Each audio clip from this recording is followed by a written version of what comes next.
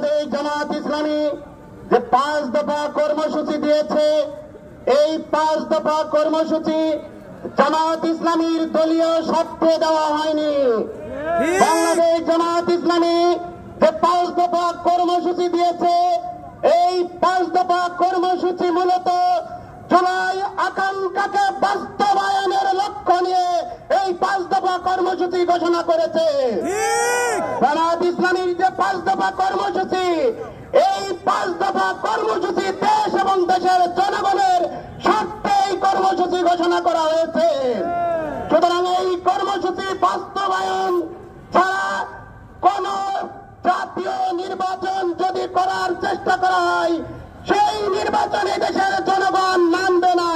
কোন টালবাহানার নির্বাচনে দেশের জনগণ আগামীতে হওয়ার সুযোগ দেবে না ইনশাআল্লাহ। সংগ্রামী উপস্থিতি, আমরা বলতে চাই, একটি গোষ্ঠী এই গণভোটকে তারা অস্বীকার করেছিল, গণভোটকে তারা এটা চায়নি, কিন্তু আমরা দেখেছি তারা শেষ পর্যন্ত এই গণভোট দিতে তারা রাজি হয়েছে। তবে এখানে তারা একটা ভাগ ফকর রেখেছে, এই গণভোট যাতে সত্যিকার অর্থে কার্যকারী নয়, এই জন্য তারা বলছে একই দিন জাতীয় নির্বাচন, একই দিন গণভোট হতে হবে। জাতীয় নির্বাচনের দিন যদি গণভোট হয়, ওই গণভোট কোনো গুরুত্ব পাবে না, ওই গণভোট গুরুত্বহীন হয়ে পড়বে। সুতরাং এই গণভোটকে যদি কার্যকারী করতে হয়, এই গণভোটকে যদি সত্যিকার অর্থে দেশ এবং জনগণের কল্যাণকর করতে হয়, তাহলে নভেম্বরের মধ্যে এই গণভোট বাস্তবায়ন করতে হবে। সংগ্রামী উপস্থিতি, আমরা বলতে চাই যে আওয়ামী লীগ এবং তার যে ফ্যাসিস্ট 14 দল ছিল, তাদেরকে আইন করে আগামী নির্বাচনে তারা যাতে অংশগ্রহণ করতে না পারে, এই জন্য তাদের নির্বাচনে অংশগ্রহণ নিষিদ্ধ করতে হবে।